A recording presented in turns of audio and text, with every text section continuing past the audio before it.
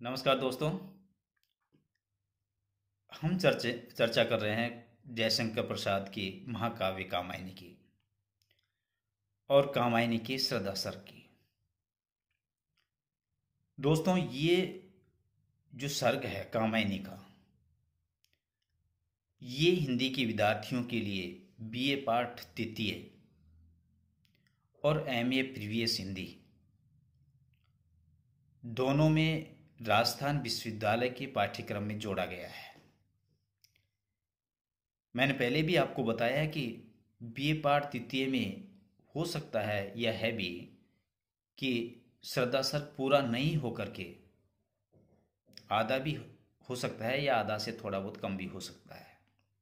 लेकिन एमए पूर्वार्ध में ये पूरा का पूरा श्रद्धा सर्ग आपके पाठ्यक्रम में मौजूद है। साथ ही मैं ये भी कहना चाहूँगा कि हिंदी के विद्यार्थी होने के नाते आपके पाठ्यक्रम में क्या है क्या नहीं है, अगर इस विषय को लेकर के आप अपने भविष्य को बनाने के लिए सुनिश्चित हैं तो निश्चित रूप से मैं ये कहूँगा कि साहित्य की जितनी अच्छी पुस्तकें हैं उनको पढ़ डालिए। न मालूम जीवन के किस मोड़ पर क्या चीज काम आ जाए, इसका अंदाजा आज आपको नहीं है। कभी आपने सोचा है कि आपने दूसरी क्लास में क्या पढ़ा था,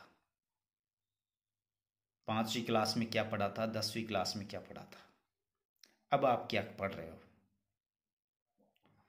लेकिन कई बार ऐसा भी होता है कि जब आप उन सारी चीज़ों को पहले पढ़ चुके होते हैं या उनके कुछ भागों को पढ़ चुके होते हैं और परीक्षा में प्रश्न पत्र आपके सामने होता है,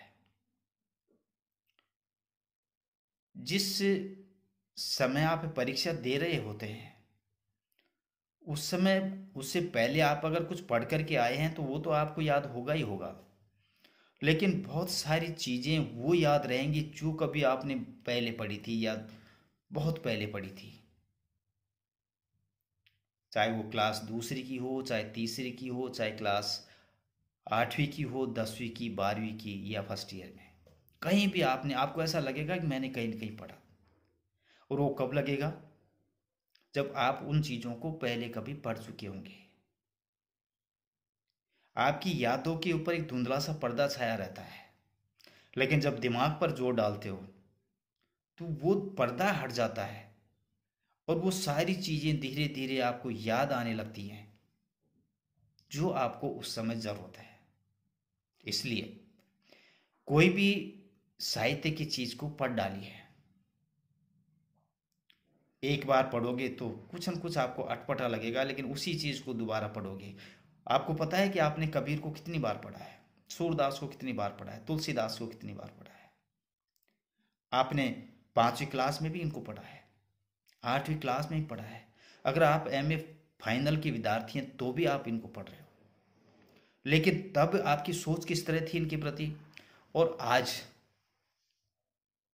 आज उन्हीं चीज़ों का विस्तार से आप किस तरह पढ़ रहे हो। तो ये फर्क होता है। मनुष्य जो जो बड़ा होता है उसकी बुद्धि का विकास भी होता है। किसी चीज को पहले बहुत कम समझता था, लेकिन बाद में जाकर के उसको गहराई से समझने लगता है, अपना दिमाग चलाता है। वो चीजें पैदा करता है जो कहीं लिखी हुई नहीं है, वो अपनी सोच से उन चीजों को सामने लाता है। तो अपनी सोच को प्रबल कीजिए और कोशिश कीजिए कि जो चीजें किसी की गद्य में रुचि होती है तो किसी की पद्य में रुचि होती है, कोई कविता पढ़ना पसंद करता है तो कोई उपन्यास या नाटक या कहानी पढ़ना पसंद करता है। लेकिन जहाँ भी आपकी जैसी भी रुचि है, आप उस रुचि में एक बार घुसने का प्रयास कीजिए। मैं आपको विश्वास दिलाता हूँ कि आपको मज़ा आएगा। और आप, ये सिर्फ किताबी ज्ञान नहीं है, इन किताबों को पढ़ने के बाद में आप अपने जीवन की धारा को बदलने में सक्षम हैं। आप कहीं बैठ गए, कोई वार्ता चल रही है, बात चल रही है, आपका मन कहता है कि मुझे कोई बात कहनी चाहिए, ये सब साहित्य की एक रूपरेखा है। आप क्या बोल रहे हो, आपके संस्कार कैसे हैं, आप दूसरों से कैसा व्यवहार कर रहे हो, आप किस तरह की भाषा का प्रयोग कर रहे हो, ये सारी की सारी चीजें हम किसी चीज को पढ़ते हैं, देखते हैं, महसूस करते हैं और उसके बाद में जीवन में उतारते हैं। तो ये चीजें कहीं न कहीं कभी ना कभी जरूर आपके जीवन में काम देंगी, तो पढ़ने का प्रयास कीजिए। हाँ, तो हम चर्चा कर रहे थे जयशंकर प्रसाद की कामायनी और कामायनी के सरदा सरक की। अब तक हमने जाना कि मनु बेहद चिंता में पीड़ित है, दुखी है। सरदा उन्हें बार बार समझाती है कि जीवन जो सामने चल रहा है वही नहीं है, इसके बाद में भी जीवन है, जो अच्छा जीवन भी हो सकता है। मनु सरदा के वचनों को सुनता है, बड़े गौर से, आनंद मन में पैदा होता है और वो कहता है कि जिस प्रकार पवन के चलने से समुद्र में हलचल पैदा होती है, वैसे ही आपकी बातों को सुनकर के मेरे हृदय में भी हलचल पैदा होगी। ये जीने की एक उमंग, एक ललक पैदा होने लगी है। सरदा मनु से बार बार समझाने के बाद में मनु फिर कहते हैं कि मुझे ये जीवन व्यवस्था पूर्ण लगता है। मनुष्य सफलता प्राप्त करना चाहता है, लेकिन उस सफलता का कोई और छोर नहीं, वो उसकी कल्पना मात्र करता है। और वो एक सफलता को प्राप्त करता है, उसके बाद में फिर दूसरी चीज उसके सामने खड़ी हो जाती है। वो जीवन भर भागता रहता है और भागता ही रहता है और उसके जीवन का अवसान उसके समीप आ जाता है, तो दुखी का दुखी रहता है, निराशापूर्ण जीवन है। मनु इस बात को कहता है। सरदा मनु की बात का जवाब देती हुई कहती है कि अरे, तुम अभी भी निराश हो, अभी भी हताश हो।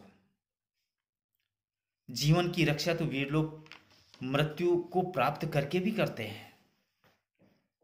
मनु श्रद्धा को समझाती है कि जीवन तो एक ये जो जुए का खेल है, वो जुए के खेल के समान ये जीवन है। संसार जुआ ग्रह है और मनुष्य उसका खिलाड़ी, और मनुष्य का जीवन वो धन है जिसको वो दांव पर लगाता है।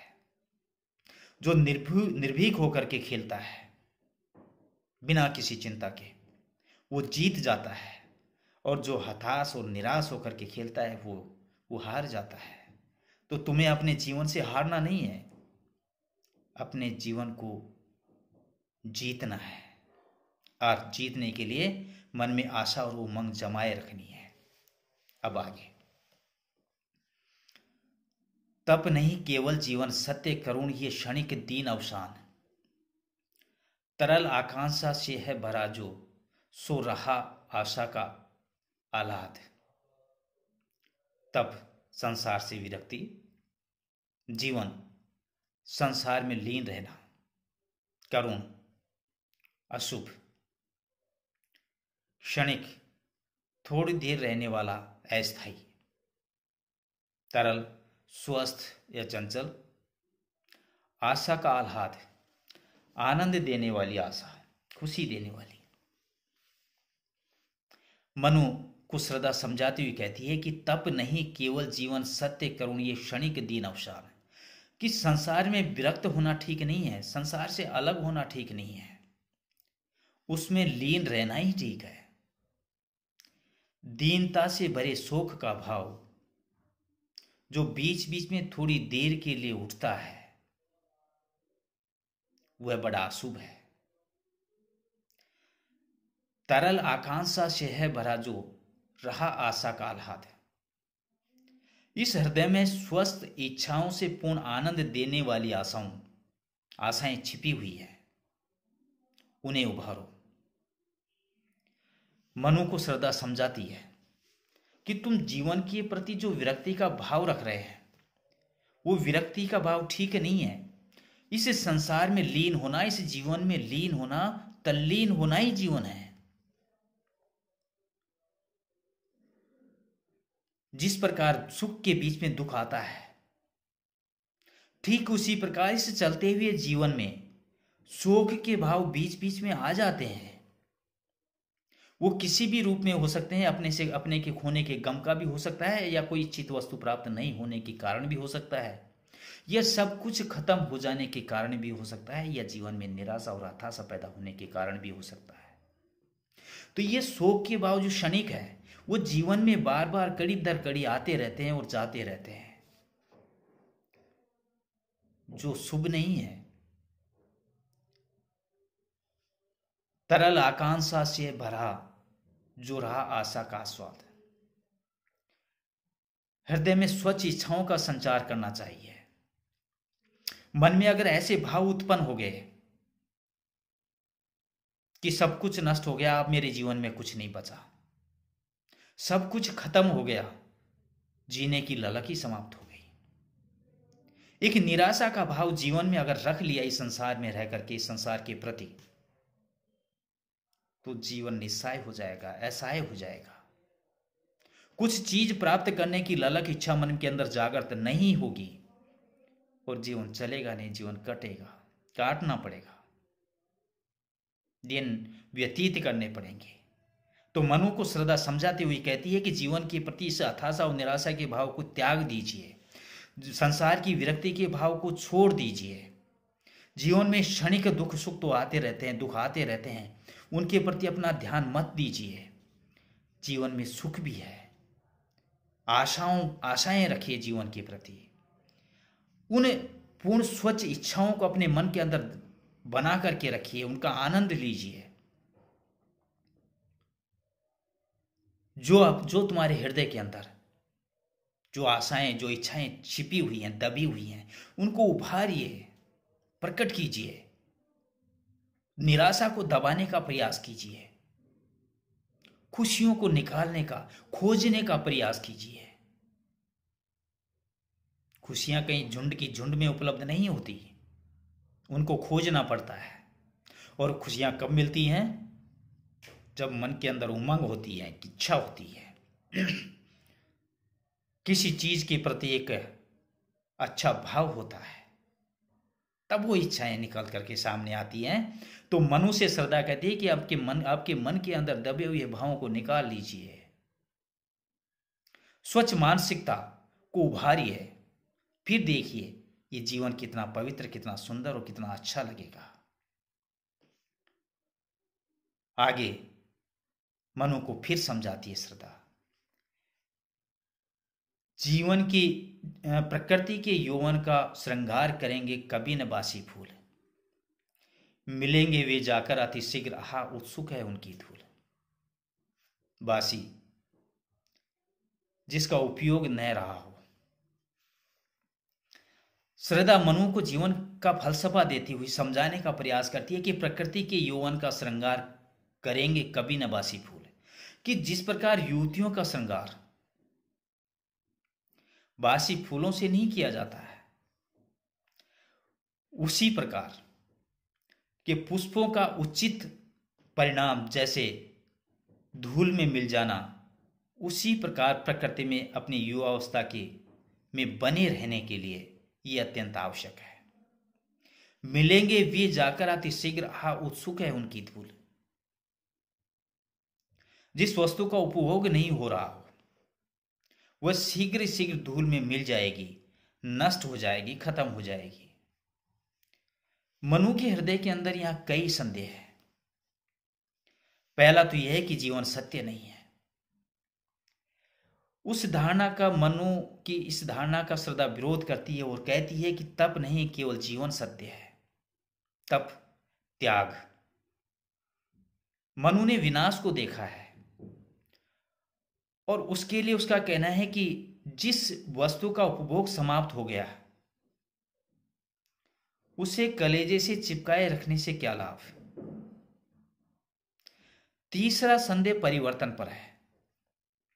श्रद्धा का कहना है कि जिसे तुम परिवर्तन कहते हो वो नित्य नवीनता है।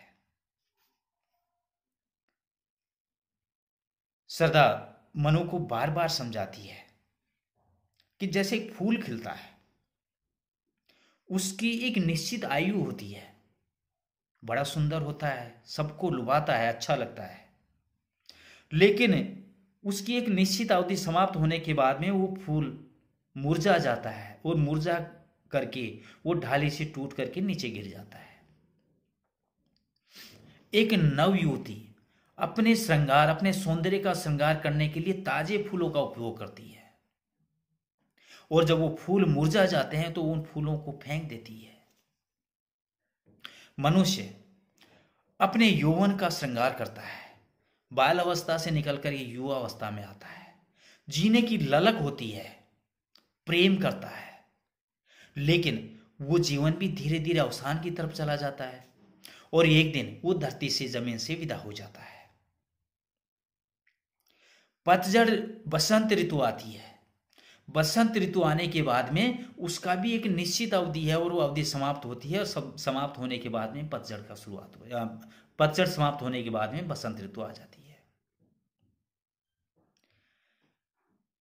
श्रद्धा मनुष्य कहती है कि परिवर्तनशील जीवन है, जो बीत गया उसे नष्ट हो जाना चाहिए, जिसने अपना जीवन पूरा कर लिया उसे खत्म हो जाना चाहिए, उसे आने वाली पीढ़ी के लिए अपना रास्ता खोल देना चाहिए, क्योंकि यही संसार की नियति है, यही संसार का परिवर्तन है और यही नित्य नवीनता है। पुरानी चीजें अपना स्थान खाली करेंगी तभी तो नए जीवन या नई चीजों का आगमन होगा। आप जिस अवस्था में आज हैं, आप जीवन भर ऐसे ही तो नहीं बने रहेंगे, इसके आगे भी आप जाएंगे। एक दिन आपका अंत भी सुनिश्चित है, क्योंकि मृत्यु अजर है, अमर है, उसको कोई रोक नहीं सकता। तो ये जो जीवन चल रहा है, उस जीवन को चलते रहना चाहिए, और उस जीवन को चलने के लिए पुरानी चीजों को नष्ट होना ही पड़ेगा। इसलिए उन चीजों के प्रति इतना मोह मन में नहीं रखना चाहिए। आपका अतीत, सुंदर अतीत आपके हाथों से चला गया, अब मोह किस बात का, वो तो जा चुका है। आप सामने दुख के बादल देख रहे हैं, जल प्रलय को आप देख रहे हैं, लेकिन इसे आप देख रहे हैं क्योंकि ये वर्तमान है। यह भी एक दिन भूतकाल बन जाएगा, और भविष्य जो आपकी प्रतीक्षा कर रहा है वह भी एक दिन आपका वर्तमान बनेगा। वो कैसा होगा उसके बारे में आप नहीं जानते, तो उसके बारे में ज्यादा सोचना भी नहीं चाहिए। आने वाले कल की प्रतीक्षा कीजिए, जाने वाले कल को विदा कीजिए। श्रद्धा मनु के मन में उत्साह का संचार करती है, उत्साह जगाने का प्रयास करती है। आज इस कड़ी में इतना ही। अगली कड़ी में इसके आगे की हम चर्चा करेंगे। तब तक नमस्कार।